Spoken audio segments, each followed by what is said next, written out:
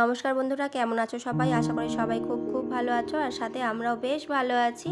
তো আজ হচ্ছে মিছরির নাচের ক্লাসে এক্সাম। তো চলে এসেছি আমরা তাকে নিয়ে। আর এই পরীক্ষাটা নিচ্ছিল একটা প্রাইমারি স্কুলে। তো ব্যাকগ্রাউন্ডটা দেখে হয়তো বুঝতেই পারছো।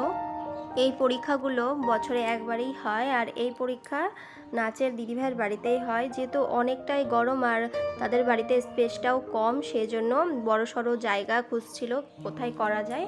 তো এখানে একটা পাশেই প্রাইমারি স্কুল ছিল, সেই প্রাইমারি স্কুলে এই নাচের পরীক্ষাটা নেওয়া হচ্ছে। আর এই হচ্ছে মিছরির নাচের গ্রুপের ডান্স।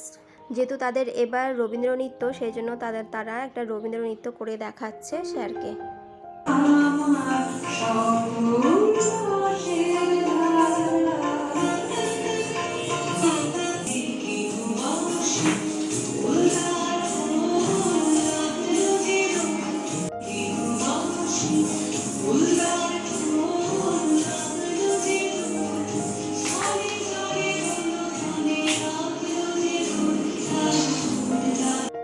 আর আমার তো ভীষণই ভয় করছিল কি যে পরীক্ষা দিবে, কি রকম দিবে, আর বলতেও পারবে কি না, সেটাই নিয়ে আমি খুব টেনশনে ছিলাম।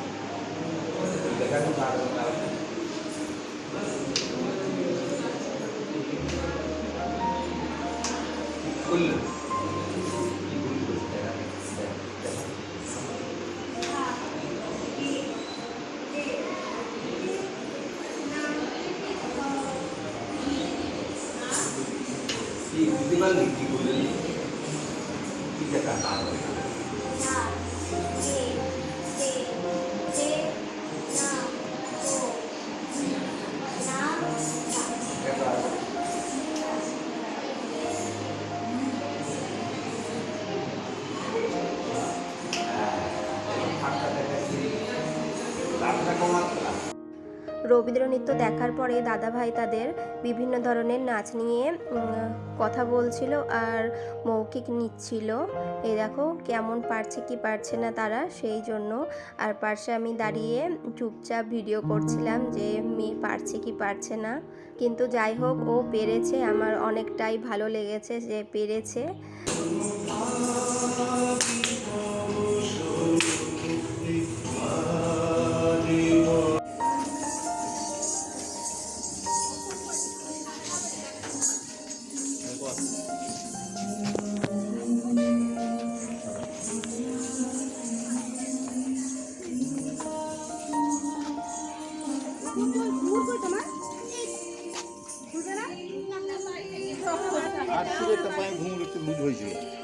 হ্যাঁ হ্যাঁ হ্যাঁ, খুলে দেবো এখন না বাড়ি গিয়ে খুলবে?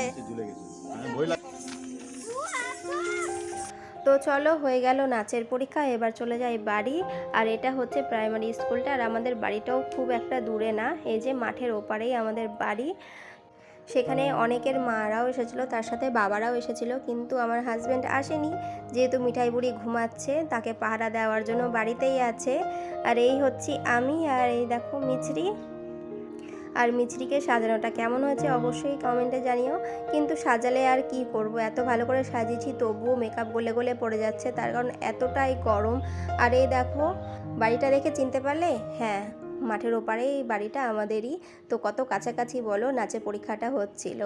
তো আজকের এই ছোট্ট ব্লগটা তোমাদের কেমন লেগেছে অবশ্যই কমেন্টে জানিও। ভালো লাগলে অবশ্যই লাইক করে দিও, আর পরের ব্লগগুলো দেখতে চাইলে অবশ্যই আমার চ্যানেলে সাবস্ক্রাইব করে দিও। আজকের মতো বিদায়, টাটা।